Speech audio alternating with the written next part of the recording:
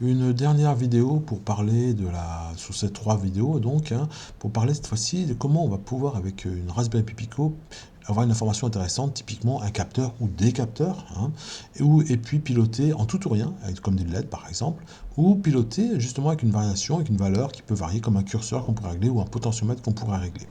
Donc l'idée, ce sera de faire ça depuis notre page web et puis envoyer ça vers la Raspberry pour qu'elle puisse piloter quelque chose derrière.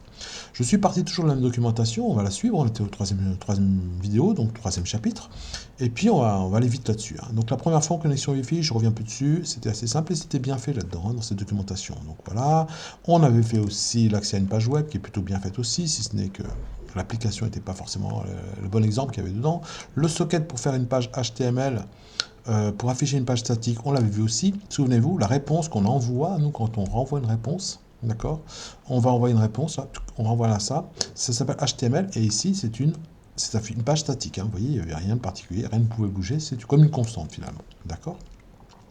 On avait vu le feuille de style, et là, maintenant, intéressons-nous à une entrée. Donc, on va faire un capteur, hein. Alors moi, pour simuler le capteur, j'ai mis l'état d'une LED, okay, une entrée, plutôt. Alors si c'est une entrée, ben, c'est simple, hein, je vais aller voir mes entrées, hein, j'ai PIO, et puis j'ai vu ici que P2, ben, ça va être une entrée, PIN. Donc je les écris ici. J'ai fait la connexion Wi-Fi, et maintenant comment on fait pour voir si c'était la valeur? Et ben, vous allez voir que c'est simple, je vais aller d'abord sur le programme principal, qu'on avait vu juste à la vidéo précédente, où il y avait toute la copie de la doc, hein, qui était donnée, et au lieu, vous voyez, réponse, au lieu de HTML qu'on avait vu juste à l'instant, j'ai mis web page avec, c'est une parenthèse, parce que c'est une fonction. J'appelle une fonction. Et c'est là que tout se joue, finalement, dans cette web page. Pour la réponse que je vais devoir envoyer, eh ben, avant, je vais la construire avec une fonction. Et regardez maintenant la fonction. Ben, la fonction web page, la voilà. Et ben, dans cette fonction, qu'est-ce que je fais? Ben, toute la première partie ici, avant le HTML, hein, parce que c'est le HTML que je vais renvoyer. Hein. Avant le HTML, ben, j'ai fait lire mes capteurs. Ici, j'ai lu P2.value, mais je pourrais mettre lire un capteur sur les 2C, lire un capteur sur, je sais pas, une température en DS18B20, un capteur OneWire, par exemple, ou même carrément une variable interne, hein, de votre système, vous les récupérez, et je la mets ici dans état. Bon, une fois que j'ai état, qu'est-ce que j'en fais? Je peux en avoir état 1, état 2, état 3, hein, je peux en avoir plusieurs. Qu'est-ce que je vais faire? Je vais les coller dans ma page HTML. Et pour la coller dans ma page HTML, c'est très simple, il faut casser finalement ce document texte. Comment je fais pour le casser? Je ouvre les guillemets et je l'arrête ici par exemple. Et là j'ai mis un paragraphe, je l'ai arrêté ici avec mes guillemets. Et entre les deux, j'ai cassé, hein, vous voyez, c'est coupé, hein, j'ai repris la suite ici, entre guillemets jusqu'au bout. Et dedans, j'ai mis l'état de ma variable. Ici, je l'ai mis en str parce que c'était pas un texte. Hein, si c'était un texte, il n'y a pas de souci, mais comme là, c'était pas un texte, c'est un 0 ou 1, hein, donc j'ai mis str, comme ça, ouais, je transforme en texte. Et là, vous voyez que j'ai reconstruit. Donc en fait, je coupe mon fichier texte en petits morceaux pour intercaler l'état de mes variables. Et là, ça construit quelque chose d'assez sympa. En plus, vous pouvez mettre du style et tout, c'est très sympa. Donc c'est très efficace et ça vous donnera ça. Vous voyez, par exemple, état 1. Petit détail important, j'ai rajouté aussi cette ligne-là. Alors cette ligne-là, elle a l'air de rien, mais elle permet de rafraîchir la page toutes les secondes. Super pratique ça, hein, parce que comme ça, vous regardez la page, hop, vous allez à 1, si vous passez à 0, au moins dans la seconde, vous verrez apparaître le 0. D'accord? Donc pour un capteur, c'est très utile, vous allez dessus, puis même si ça évolue, la température, ça évoluera tout seul sur votre page. Toutes les secondes, vous interroger. Bon voilà, très sympa. Maintenant, pour piloter une LED. Alors pour piloter une LED, là, la doc est nettement moins bonne, hein, c'est qui est donnée par Raspberry. J'en ai fait une version un petit peu différente, donc c'est sur le 3.9.2. Hein. On peut le faire, mais bon, c'est pas très clair. Alors moi, je vous donne la version la plus simple. On va faire 3 choses. Créer un bouton, créer des boutons plutôt, puisqu'il y en a plusieurs. Après, quand on va recevoir la donnée, on va, dans ce cas-là, regarder quelle est la valeur, analyser le résultat qui va nous être envoyé, et en fonction de ça, allumer la LED. Oui, ou allumer les LED. Donc je vais vous montrer comment on crée d'abord les boutons. Le bouton, c'est dans la page, hein, la page qui va s'afficher. Donc j'ai créé un formulaire. Regardez, forme.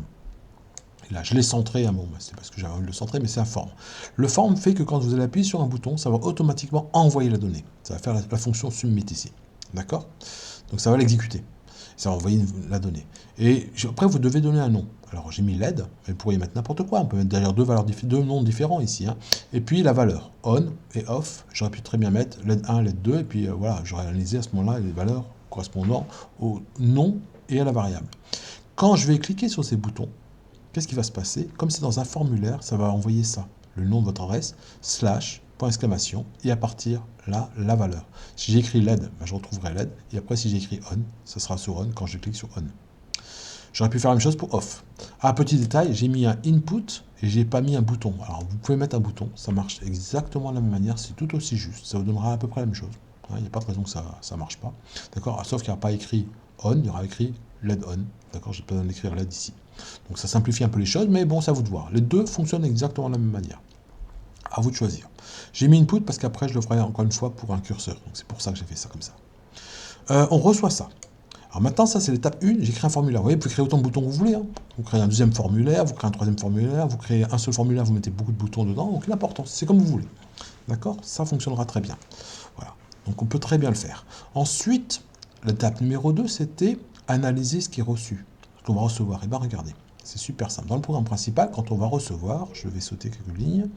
Voilà, on arrive dans le programme principal, hein, on avait fait notre socket, hein, on descend tout ça, moi je n'exécute pas. On a fait un print. Print, c'est juste pour débugger, on voyait ça apparaître. Et quand on voit ça apparaître, eh ben, on va pouvoir l'analyser. Et on voit que quand on a appuyé sur LED off, hein, j'ai reçu ça. Point exclamation, LED off. Et bien, qu'est-ce que je vais faire? Je vais dire, regarde, tu reçois ça. C'est la partie 2. Hein. Elle est commune, elle sera commune tout le temps. Hein. Regarde la partie 2. Si tu vois ça, ok, va voir, place-toi, donc le début de l'indice, place-toi dans ce fichier-là, à cet endroit-là. Donc après le caractère point exclamation. Donc il va se mettre sur LED. Ensuite, place-toi, la deuxième fois, sur un autre caractère, un caractère à moins de HTTP. Donc il va se placer ici. Et une fois ici, je dis, tu prends tout ce qui est entre ici et ici. Donc ça, c'est exclu, hein, celui-ci. Hein. Donc automatiquement, valeur de commande, là, va récupérer la requête entre ce point-là, c'est-à-dire LED, et le fin, c'est-à-dire ici. Donc il va récupérer LED off. Et après, il dit, bah, maintenant tu as valeur commande. Et après, tu n'as plus qu'à analyser. Si valeur commande vaut LED on, bah, LED égale on, et bah, c'est bon. D'accord. C'est le formulaire, le nom plus sa valeur. Si vous avez écrit LED d'un côté pour le nom et on pour la value, ça va écrire ça. Donc automatiquement, bah, si c'est LED on, vas-y. Alors je mets ça, c'est pour débugger. Puis là, vous allez faire des actions. Vous allez en faire plein des actions. Hein. Il n'y en a pas forcément qu'une. Hein. J'ai allumé la LED. J'ai après mis un état de la LED. Donc j'ai récupéré ça dans une variable. Parce que vous voyez ici, il a marqué LED on. D'accord. Pour dire, tiens, je l'ai vraiment appuyé. Et puis, vous avez une deuxième commande, bah, si c'est le DOF, hein, on fait la même chose dans l'autre sens.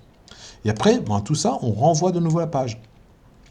Et la page, cette fois-ci, on la renvoie avec l'état qu'on a mis. Et c'est pour ça que je l'ai mis en paramètre. Vous voyez, ici, il passe un paramètre. Alors, dans la vraie documentation qui est donnée par Raspberry, il y a mis un pourcentage. Ça, c'est une aberration, quoi. Parce que je ne comprends pas qu'ils aient pu faire ça. Bon, pourquoi? Parce que ça serait une page web. Et derrière, on rajoute du texte. Alors, évidemment, sur l'explorateur, ça marche. Parce que l'explorateur accepte n'importe quoi, mais c'est pas du HTML, quoi. Là, vous n'avez pas du HTML, vous n'êtes pas dans les balises HTML, donc ça marche pas, hein, théoriquement. Encore, en théorie, ça marche pas. En plus, vous ne pourrez pas mettre de feuille de style, rien du tout, puisque c'est en dehors du HTML. Donc, mettez-le dans la page, et là, regardez, quand je remonte dans ma page,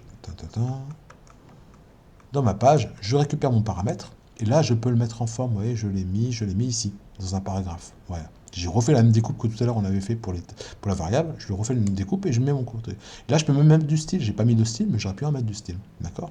Et automatiquement, ça aurait fonctionné. Voilà, c'est ça qui est génial, d'accord? C'est comme ça qu'apparaît ici. Donc c'est ça qu'il faut faire, d'accord? C'est comme ça qu'il faut faire. Pas autrement, il ne faut pas qu'après le HTML, il y ait un texte, quoi. Ça, c'est pas normal. Surtout, vous ne pourrez pas gérer la position, vous ne pourrez rien en faire. Petit détail, j'en profite maintenant avant de passer sur le curseur. Quand vous allez écrire toutes ces lignes de code, vous risquez de planter des fois, oublier un petit détail.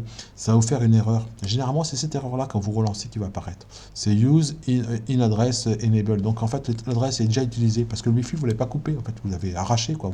Ça a bugué, ça a planté tout le système en plein milieu. La seule solution que vous pouvez faire, la plus simple, c'est débrancher et rebrancher votre USB. À ce moment-là, la carte a fait un reset finalement.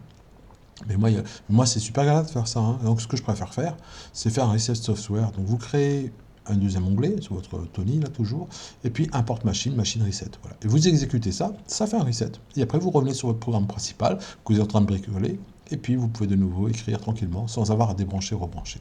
Donc ça c'est très sympa à faire, hein, je vous conseille, hein. Faites-le souvent. Maintenant, attaquons-nous au dernier, ben, c'est une valeur numérique. Je vais faire un potentiomètre qui bouge comme ça, c'est génial. Hein. Ben, c'est pareil, dans mon texte HTML, hein, toujours ma variable ici, j'ai mis un input et j'ai mis un type range.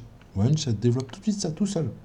La valeur minimum, j'ai mis 0, mais vous pouvez mettre le chiffre. Maximum, j'ai mis 255, mais là aussi, vous pouvez mettre le chiffre que vous voulez. Hein. C'est pas 0 et 100, hein, par exemple. La valeur de départ, 127, quand on initialise, voilà. Et puis surtout, ce qui est important, c'est son identifiant, l'ID. Alors moi, il s'appelle ID pot 1. Et ensuite, j'ai mis un afficheur ici pour voir ce qui se passe, quelle est la valeur, hein, parce que sinon, on va voir pas grand-chose. Hein. Alors ça, je l'ai appelé ID afficheur pot valeur. Voilà. Une fois que vous avez ça, eh ben, on va pouvoir exécuter un script. Alors pour exécuter le script, vous voyez, c'est onChange. Au moment où on va changer la valeur, il va faire fonction envoi, et fonction envoi, là voilà, fonction envoi. Fonction envoi, qu'est-ce qu'il fait? Alors bon, c'est du JavaScript, pour copier-coller, finalement ça marche, hein. Il suffit de changer les numéros des identifiants, hein. Mais ici, je vous l'explique, c'est dans le document, pour l'élément, on va donner à l'élément ID affichage valeur pot, c'est-à-dire à lui, inclus dans le HTML, qu'est-ce qu'on va lui donner comme valeur? Et ben on va lui donner dans le document toujours l'élément ID pot, c'est celui-ci, et sa valeur. Donc sa valeur de celui-ci va rentrer dans la valeur ici. D'accord? Dans celui-ci. Donc la valeur qui est ici va aller ici.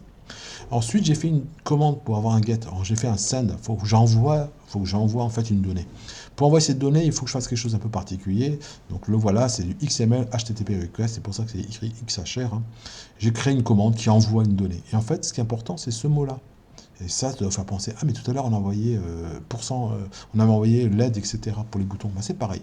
Et là, je récupère bien sûr la valeur, hein, toujours pareil, l'élément, la valeur de mon identifiant, la value. Ouais. Regardez, j'obtiens ça. Et là, ben pareil, je vais me positionner ici, après le égal, et avant le HTTP. Regardez. Analyse, je récupère ma valeur, c'est ce texte-là, nickel, ça a été imprimé, hein, c'est pour ça que je l'ai vu, je le vois, où est-ce qu'il y a le print? Il est là, print request. Voilà. Ensuite, qu'est-ce que j'ai fait? Indice du début, j'ai dit, ben, cherche le égal, tu te places ici, un cran plus loin, plus 1, tu te mets ici. Ensuite, cherche le HTTP, et tu prends un cran moins loin, un cran moins 1, ici. Et puis tu récupères, et après ta valeur de ton pourcentage, et ben c'est un chiffre, hein, cette fois-ci, donc il faut y penser, un INT, ma réponse, hein, request, entre le début et la fin, c'est-à-dire entre ici et ici, donc il va récupérer 182. Et puis voilà, vous l'avez affiché. Je l'ai affiché pour voir ce que ça marche, voilà, tout simplement. Ok, voilà, c'est tout. Avec ça, vous arrivez à faire super facilement un potentiomètre. Et si vous en mettez plusieurs, hein, c'est un jeu d'enfant, hein, c'est du copier-coller. Hein. On va copier-coller sans arrêt toutes nos commandes, hein, et puis voilà, ça marche de la même manière. Seule différence, c'est que ça va rester valable à chaque fois, quoi. Chaque fois que vous allez bouger quelque chose, il va exécuter, donc vous allez récupérer des valeurs. Vous pouvez en récupérer comme ça un certain nombre. Voilà. Pour cette vidéo, je pense qu'avec ça, vous êtes capable d'aller assez loin et travailler toute la partie HTML et surtout piloter des LED, hein, c'est très sympa, ou récupérer simplement un capteur. Moi, je trouve que la partie capteur est vraiment easy à faire. Voilà, j'arrête là-dessus.